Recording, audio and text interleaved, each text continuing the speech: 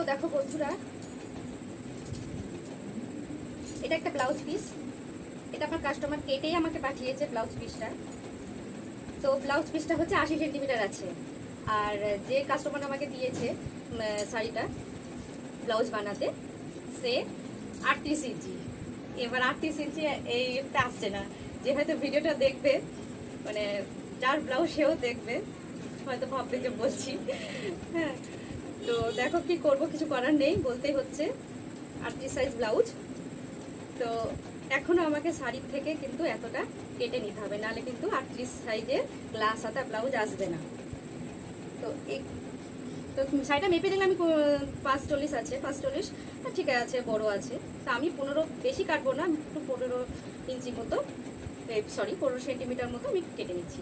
15 centimetre কাটলেই কিন্তু আমার ব্লাউজটা কষ্ট করে চলে আসবে। তো দেখো, তাই এখানে কাটতেই বসেছি।